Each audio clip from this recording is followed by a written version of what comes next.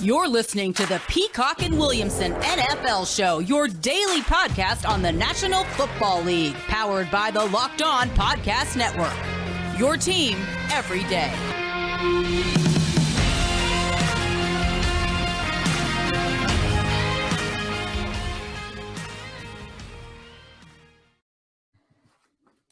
Welcome to the Peacock and Williamson NFL Show. Brian Peacock and Matt Williamson with you at BD Peacock at Williamson NFL on Twitter. Thanks for joining us, and a special thank you and hello to those of you looking at us on YouTube. We launched the YouTube channel this week. We're actually on the Locked On NFL channel, so go to the Locked On NFL YouTube channel and subscribe, and you can find a ton of shows, a ton of programming, as well as now the home of the Peacock and Williamson NFL Show. This episode brought to you by Blue Nile. This Mother's Day, give mom something she'll treasure forever with fine jewelry from BlueNile.com, and Locked On Sports listeners will get $50 off $500. Use code Locked On at checkout. And by the way, thanks for making Peacock and Williamson your first listen here on the Locked On Podcast Network, your team every day. Okay, Matt, before we get to, and we'll start with the Dallas Cowboys in the NFC East, did you happen to catch the leaked draft board by the Dallas Cowboys?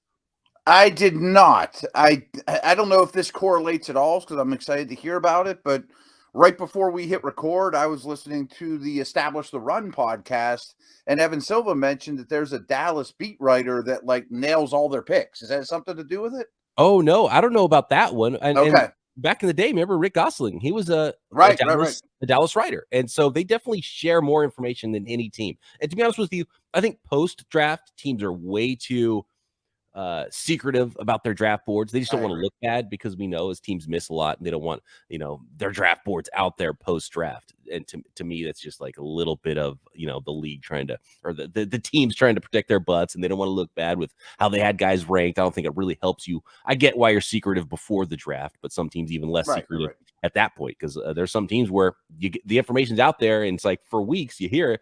We saw this year with the Tennessee Titans, or no, the Houston Texans, with the number 3 pick. Nobody was talking about Derek Stingley at number 3 until the last 2 or 3 days before the draft. Every plugged-in mock draft had Stingley at 3. He was like, where are they getting this information? It's weird that all of a sudden, and clearly that was the pick. So somebody had that information, right? But with the Cowboys, Jerry Jones a few years ago did an interview right in front of his draft board, and you could see it on TV, and people blew it up and figured out what the names were. And that was the year they drafted Jalen Smith in the second round and Zeke Elliott in round 1. And this year, Jerry Jones did the same thing in his post-draft press conference after the first round. He held up a sheet of paper that had the draft board on it. And, and so people were able to zoom in on it. And it was really, it was far away. It's pretty impressive what people were able to do here. And I'm looking at it right now. And you can actually, I think I can share this for the folks who are watching on YouTube. I'll try to share my screen here. While you're working on it, I can just throw this out there. Trust me, there's people in organizations, PR guys and whatnot, that really monitor these things, to pay attention to what's this going to look like on camera. I'm not saying they didn't do their jobs, but my hunch is Jerry just didn't care. He's just going to do whatever he wants. Well, he clearly doesn't, because the Cowboys draft boards is much more public knowledge than any other teams in the NFL, and it's been that way for years. So clearly Jerry Jones cares less than a lot of other teams, which I like. Lewis seen quite a bit.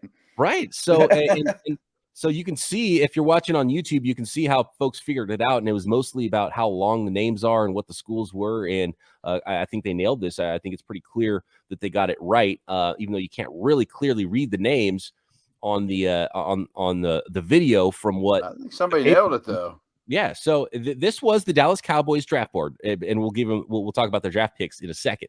And Kayvon Thibodeau was their number 1 player in the entire NFL draft. Evan Neal 2, and the New York Giants in their division drafted both of those guys at 5. Oh wow, I didn't think of that. We'll get to that again. The Giants got the first 2 guys on their board, so they probably weren't happy about that. Aiden Hutchinson 3, Garrett Wilson 4. The other New York team got a couple of their guys, Ahmad Gardner at 5. So the New York team's got all of their top 5 players on their board. 7 was Travon Walker. Kyle Hamilton was 8th. Ike Ekwonu 9. Drake London 10. Jordan Davis 11. Charles Cross 12. Lewis Cine 13. I actually had mocked Lewis Cine to the Cowboys, which is very interesting. In my first mock draft, because I kind of liked that fit there. And then Jameson Williams 14. I always want to call James Williamson for some reason. 14, and it looks like there was a demarcation where they had 14 Maybe first. We should call him James Williamson. I kind of like that. Yeah, brother from another mother. And then there was a gap, and then Chris Olave and Tyler Smith. Tyler Smith was 16th on their board, and they selected Tyler Smith. And Jerry Jones afterwards said he was a top 16 player, and he even held up the paper to prove it, and he did prove it. So Tyler Smith was the selection in the first round for the Cowboys at 24, and he was the 16th player on their draft board, was the best player available when they selected at 24, as you would expect a team would do in the first round, is take the best player left. But interesting to see someone's draft board, see the 14 first round grades and see a little bit of a gap there, and then see where they were at pick 16. And there was talk that the Cowboys before the draft were trying to move up. And now you can see why. They wanted to get one of those first 14 guys. What's interesting, though, is they took Tyler Smith with Lewis Seen still on the board there. And that's what I was going to say. They didn't stay true to their board. Position scarcity, or because, and we're talking about that 2016 draft when their draft board was leaked, Miles Jack was higher than Jalen Smith, yet they took Jalen Smith with Miles Jack still on the board, and I think Miles Jack went like 2 picks later to the Jaguars that year. He did early in the second round. So very interesting stuff there. I don't know what to make of it, but it's just fun to see how teams truly had these prospects ranked, because we see so much, and it looks pretty close. I think there's definitely some differences, but I think, though, like minus Lewis Seen, that's the name that sticks out the most. But I think the other 13 guys is probably pretty close to what a lot of teams had as their top 13 or so guys. Yeah, and 2 thoughts on this are, first of all, did someone just type this up super fast on Excel spreadsheet so that Jerry could say that Smith was their 16th player? Because if there really is a line after the top 14, I don't think you sway away from that. You know, if there's 14 blue chippers, I think you take one if they're there, and that would have been Seen. Or, and this happens, you know, this is human nature, that the draft rolls around and you change your mind. You know, you do a lot of homework, you fight on these things up till the end, and someone makes a really convincing argument with 5 minutes left on the clock, and you take the tackle.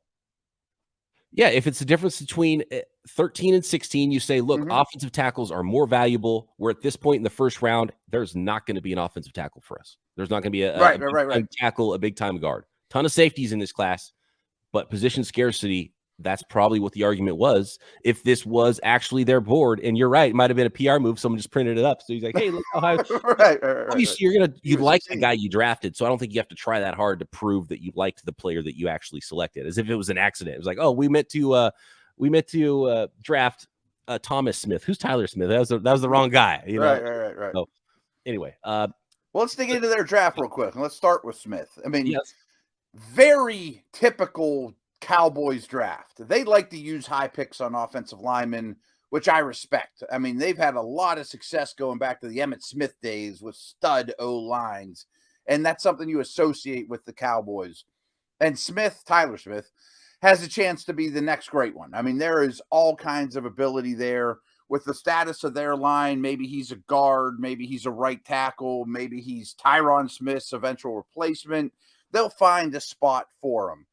Here's one thing I just want to throw out there, though, and it's correctable, but one of the biggest knocks on Tyler Smith is penalties. He is a penalty. He gathers them left and right, and it's not because he's Trevor Penning and hitting guys after the whistle. A lot of the times is when he's beat, he doesn't really trust his technique, and he just starts grabbing. So an offensive line coach has to stay in his ear, be patient. You know, that doesn't mean you got to drag the guy to the ground. But why I bring that up, because I searched for this right before we went on the air, the Cowboys averaged 7.8 penalties per game, which is half a penalty more than anyone else in the league. They were 32nd in penalties per game, and they grabbed the most penalized offensive lineman in the first round. Wow. Clearly, how about that little nugget? Right. Something they don't care about. It's kind of like old school Raiders there. Right. Or maybe they don't. Beyond round one, Sam Williams was the second round selection. They were picking 24th in just about every round here. Sam Williams in round 2 out of Ole Miss, the pass rusher. Jalen Tolbert in round 3 from South Alabama, wide receiver. Jake Ferguson, Wisconsin tight end in the 4th. Round 5, four selections, in round 5. Matt Waletzko, North Dakota offensive tackle. Deron Bland, Fresno State corner. Had some nice pre-draft workouts. Damone Clark, LSU linebacker. And to finish up round 5 was John Ridgway, the Arkansas defensive tackle. And then in round 6, the final selection for the Dallas Cowboys in 2022, Devin Harper, Oklahoma State, another linebacker. So clearly, offensive line and linebacker were 2 positions that were heavily targeted, and that's where they were trying to improve the most during the NFL draft. Matt, were the Dallas Cowboys successful improving their football team? I look at round 2 and 3, and I wanted to ding them for Sam Williams. Off-field stuff, which clearly the Cowboys care about less than other organizations. Makes you a little bit worried. But then Tolbert, I thought was good value in round 3. If you flip-flop those picks, then I would say, okay, high grades all around with those 2 picks. So I guess I can't really ding them after all on those 2 round 2 and round 3 selection values. Yeah, I said this is a typical Cowboys draft. They get an Arkansas tough guy for Jerry. They get a edge rusher with major off the field issues, but's immensely talented. That's right up their alley. And they draft another injured linebacker. You mentioned Jalen Smith, that would have went in the 2nd round, and Damone Clark, who has, I think his neck got fused together recently, or back or whatever. He may never play, but he may pay off huge. But these are Cowboy-like things to do. I think they did well. I bet Waletzko will have some value somewhere as a guard tackle in the next year or 2. Bland is a guy to take a chance on. Ridgway is the last guy you want to meet in an alley fight. Tough guy, pure D tackle, fighter till the end. And I think Tolbert will play immediately. I mean, I think he's pretty plug and play, even though he's a small school guy. It's all about the 1st and 2nd round, because I like Tolbert. I think, 3rd round, probably a wide receiver 3 at least he should be able to develop into, even if he has to fight his way up the depth chart even as a rookie, and it takes a little time. It can with wide receivers. So Sam Williams beat out James Washington quickly. You'd think he should be able to, and we'll see what that happens. People thought that James Washington would have been able to beat out some other folks that he couldn't. Right. So that happens sometimes as well. But I love the Tolbert pick. Tyler Smith, what level of player are they going to get with Tyler Smith? And then Sam Williams, is he more than just a rotational rusher? I worry maybe they only end up with 1 starting player in this whole draft, and that's where I would kind of ding them. But there's some boom and bust with this thing, and maybe they get, Damone Clark turns out to be a guy, and Deron Bland turns out to be a guy, and then Sam Williams, has the size. He's more than just a 3rd down rusher, and the off-field stuff isn't a problem. And then Tyler Smith's a stud, either at tackle or guard, and now you're really cooking. So this could go a lot of directions. If I had to put a letter grade on it, I would kind of give them, a B-, C+ kind of thing, doesn't blow me away, but I can see where they were trying to go with a lot of this. And it was a very Cowboys draft. You're right. They have drafted very well, though, in the last decade or so. I don't think people realize that they've been a very good drafting team. So maybe they deserve a little bit of the benefit of the doubt, even with their and we'll see if Tyler Smith is closer to the 16th overall player in this class, like they had him ranked on that big board, versus what I saw him as, which was a sort of a round 1, round 2 project. Yeah, that type of a player. And, if he's a tackle over a guard, that would obviously help his value immensely, is what he's going to be going forward in the NFL. That is the Dallas Cowboys draft. We'll move along to the rest of the division. Giants, Eagles, and Commanders coming up. But I want to let the folks know about Blue Nile, whether she prefers a statement piece or everyday subtle elegance. BlueNile.com has fine jewelry options for every mom. Shop high-quality classic diamond earrings, elegant tennis bracelets, or gemstone pendant necklaces at BlueNile.com. And when you're looking for fine jewelry, and this is the way it is for me, are you just trying to buy a gift for that special woman in your life, whether you're looking for an engagement ring or a Mother's Day gift, it's troublesome. It's difficult for me. And if it's that way for you, Blue Nile has jewelry experts on hand 24/7, available via phone or chat to help you find a memorable gift at every price point and any budget. Mark Mother's Day with something enduring: classic diamond stud earrings, elegant tennis bracelets, birthstone pendants, and so much more at BlueNile.com. So give mom something she'll treasure this Mother's Day with fine jewelry from Blue Nile and the Peacock and Williamson NFL Show. Listeners will get $50 off a $500 purchase. This is a podcast exclusive, is good only through Mother's Day. You got to use promo code Locked On. That is code Locked On. Plus, every order is insured, ships free, and arrives in discreet packaging. that won't give away what's inside. So shop stress-free and find your forever peace. Go to BlueNile.com today.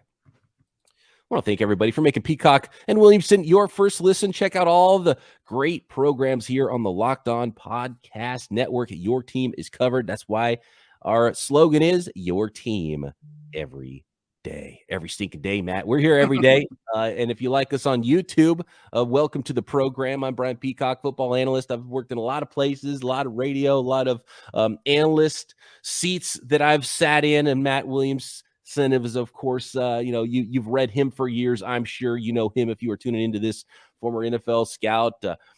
Daniel Jeremiah took his job with the Browns, and look how that was Daniel Jeremiah sneaking in and stealing Matt Williamson's office. More on. I got one of my old Akron T-shirts on here too for people to see. When I was an Akron scout, who was the best player you ever recruited at Akron?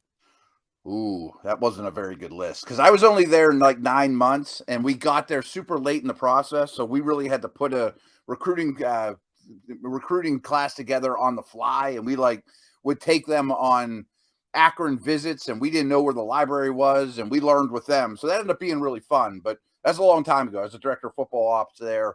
This T-shirt's older than probably some of our viewers and well worn. But Charlie Fry was our big star. We had Chase Blackburn, too, had a stint in the league with the Giants, which leads us to, boom. Yeah, let's talk New York Giants, huh?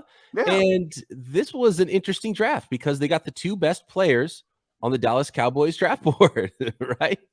That's awesome, yeah. Really funny. And as it turns out, they're maybe going to be a thorn in the Cowboys' side here. They got a new regime. Joe Shane is making the selections now for those New York Giants.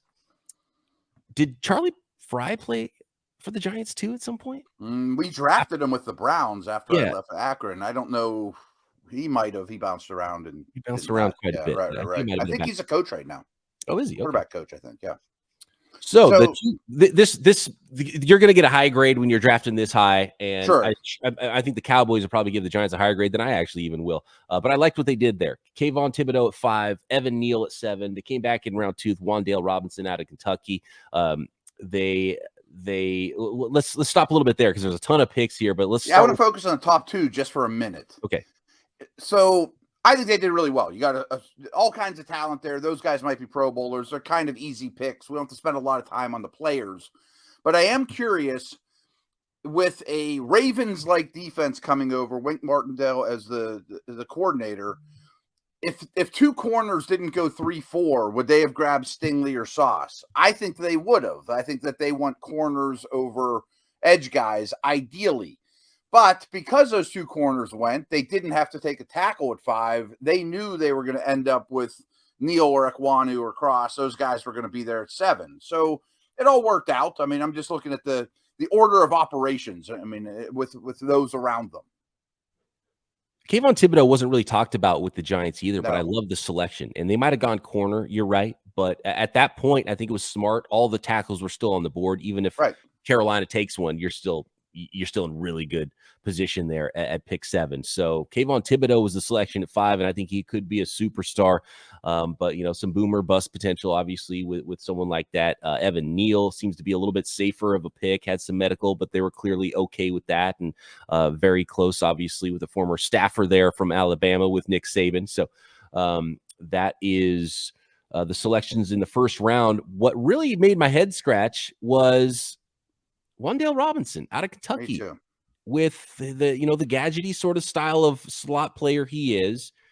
And when there was so many rumors before the draft and they didn't end up trading Kadarius Toney, but some similarity, they're not exactly the same player, but some similarities there. That was somewhat odd to me. And they're talking about, you mentioned corners, and they're talking about Bradbury potentially being cut if they can't find someone to take on his $10 million salary in trade.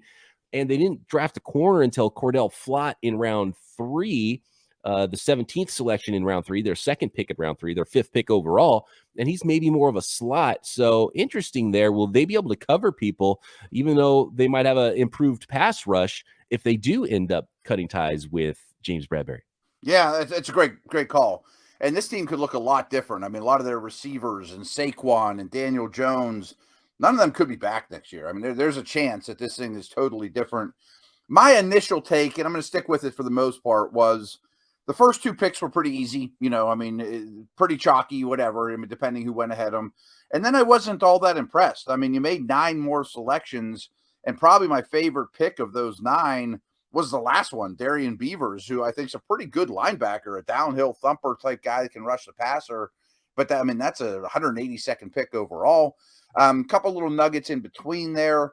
There's really a spot to shine at tight end for this team. I could see Ballinger being sort of a sleeper, maybe down the road, but getting a shot.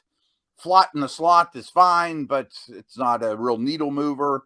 I thought Izidu, whose name I've killed, the guard out of North Carolina, was overdrafted.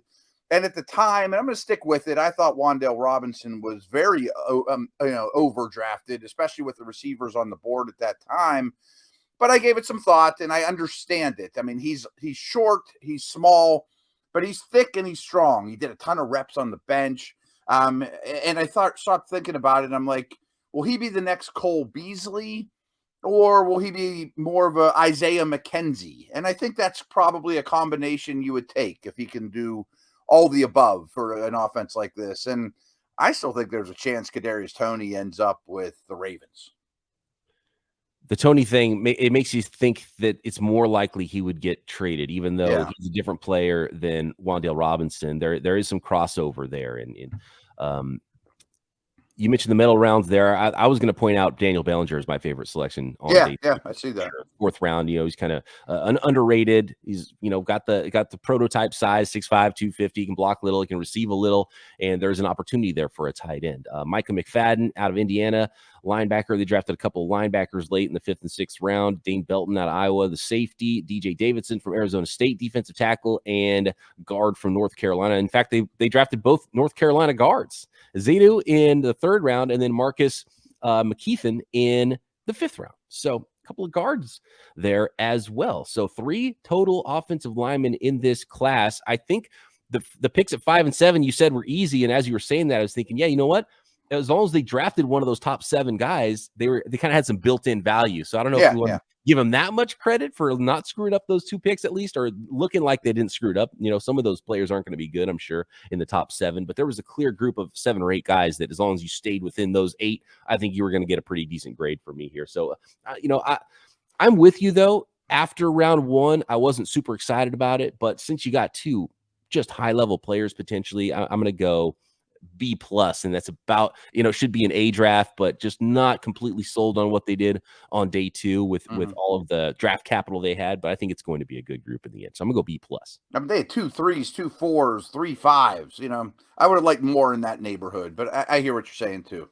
And again, the gadgety Wandale was just a little too high. And I've talked about how in the future there might be teams, and we go back and we say, man, the Steelers stole George Pickens, and other teams drafted Wendell Robinson and Andy Tyquan Thornton. Yeah, right. How did you take it? How did you take these guys over George Pickens? And we'll see how it goes. But that's sort of the vibe I got with that class. Although, maybe they just wanted a different style of player, and that's where need value starts to mix. And it's like, look, Wandale, draft him in the 3rd or 4th round. I'm really good with it. High 2nd round, not quite as good. So that is the New York Giants draft class. We'll finish up with the Eagles and the Washington Commanders next. How about Built Bars? Summer is coming. With summer, you're going to need some food on the go. Built Bars are the perfect snack to take with you on family vacations. Throw them in your bags, in your kids' backpacks. Make sure everyone has a bar so you are fueled for your summer adventures. And the best part is, Built Bars are healthy and delicious. And that is the combination you're looking for. You might not grab it if it's not delicious, but you will continually grab Built Bars and feel good knowing that it's only 130 calories, 4 grams of sugar, 4 grams of net carbs, and 17 grams of protein in most Built Bars. And tons of great flavors. New flavors coming all the time at Built.com. There's even some new Built granola bars at Built.com, and they are going fast. So you're going to have to move fast. And thanks to this podcast, you can get 15% off your order at Built.com. Just head over to the website, Built.com, BUILT.com. Use promo code LOCKED15 to get 15% off your order. That is promo code LOCKED15 for 15% off at Built.com. I think universally people love what the Philadelphia Eagles did in the 2022 draft. They moved up a few spots to get Jordan Davis in front of the Baltimore Ravens. Just sort of a game changer. And the way that Louis DiBiase and Gino Camilleri talked about it, the hosts of Locked On Eagles, is it changes the numbers on your defense. And I thought that was a great way to look at it. And I know nose tackles are sort of out of they're not the cool kids don't draft nose tackles. Yeah, right. There's some value to it when you start talking about changing the numbers on your side of the football. And so, I think there's more there as a pass rusher in the NFL too. This isn't Casey Hampton. This isn't Vince Wilfork. Right. So that was the pick at 13, and then you've got to include their 18th selection that they traded away to end up with A.J. Brown as part of their draft class, which really drives this thing home. In the second round, Cam Jurgens, the center out of Nebraska, might not start from day one, but he will be a starting center when Jason Kelce moves on. And they drafted Landon Dickerson last year, who you thought was going to be the heir to Jason Kelce, but maybe they thought, okay, well, actually, we like him at guard. Let's just keep him at guard. And so now they have both of those things covered long-term. Then they came back and snagged Nakobe Dean out of Georgia in round 3, who was sliding because of some injury concerns. And look, go get his shoulders fixed. Whatever ails him, you could go get surgery on that. And if he misses his whole rookie season, you've still got a really good player, which is totally worth that third round selection if he comes back and is the player that people think he will be in 2023 and beyond. And then there's Kyron Johnson in the 6th. They had only a few picks left after that, 2 6th rounders. Kyron Johnson, Kansas inside linebacker, that I will be perfectly honest is one of the draft picks that I watched none film of before or after the draft. So I'm not going to really comment on him as a selection. And Grant Calcaterra out of SMU, the tight end. And I did see a little bit of him because I was watching a lot of Danny Gray, who the 49ers drafted, the wide receiver there out of SMU. But overall, Matt, what are your thoughts there? And really, it's extra points to me for the maneuvering to get max value out of your draft class. Yeah, we'll focus on the top 3. And obviously, A.J. Brown is basically the definition of making life easier on your young developing quarterback. So just throw that out there. We've talked about that too. I think the league, I pretty much know the league had high grades on Jordan Davis. So trading up to get him made some sense. I think he's much more Vita Vea, Haloti Ngata. He's going to contribute in the passing game. Even if he only forces you to account for him with 2 people, he'll make those around him better. And then you protect his teammate, with a great group of defensive tackles. I like bringing in 2 guys from the Georgia defense, that should acclimate well when they come north here to PA. And Dean will get well protected by that great group of defensive tackles, high character guy. And they're not a linebacker drafting team, but when he's sitting there at 83, you just have to take him. And Jurgens is absolutely perfect for this team. Cam Beef Jurgens is a Kelce clone. He gets to sit a year behind Kelce. And you mentioned Dickerson. That pick never added up to me at the time, but he does as a guard. And here's the thing, that if you're going to have a Kelce or a Jurgens, maybe even a Linderbaum, you really need to supply 2 really beefy 320, 330-pound guards for the pass rush. Or otherwise, people are going to put Jordan Davis right over your 270-pound center and drive him into the backfield. So they know how to handle a smaller move, light in the pants, athletic center. So this works out really well for them. And even then, Jurgens is super athletic. I mean, the way he explodes out of his stance is something that jumps off the tape. And you watched him, and I did watch a lot of Cam Jurgens, but he showed up. I mean, he was bigger than Tyler Linderbaum. He was over 300 pounds and 6'3", or maybe just a hair under 6'3". So I think size-wise, he'll be fine. He's bigger than Jason Kelce. Has a little more stance there. So, I love the pick there. And when you look at this class, when you consider A.J. Brown and Jordan Davis, they're 2 first-round picks. They have immediate contributors there. And then they have 2 other players that, even if it's not in 2022, will be starters. So they got 4 starters out of this class. The only thing I could even, potentially knock this class about is that they got their starters at, interior defensive line, center, middle linebacker, not edge, not quarterback, not, super high impact positions necessarily. But they did get the wide receiver as well. And you don't have to squint very hard to think that they got 4 starters out of this class. I love it. Got to give it an A. Yeah, it's strong. My only criticism, and you can only have so many things, and they only had 3 high picks, was the secondary still worries me.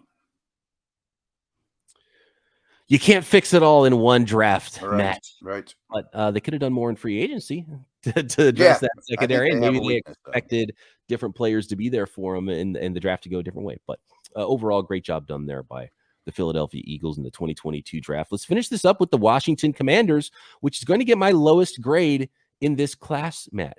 And I love the idea of them moving down, but here's what happened. When you move from 11 to 16, what do? You moved out of those 14 first-round pick players that the Cowboys had on their board, right? If your board as the Commanders looks similar, where you say, oh, man, I've got 14 or 15 first-round grades, you move down to 16, my first-round guys aren't there anymore.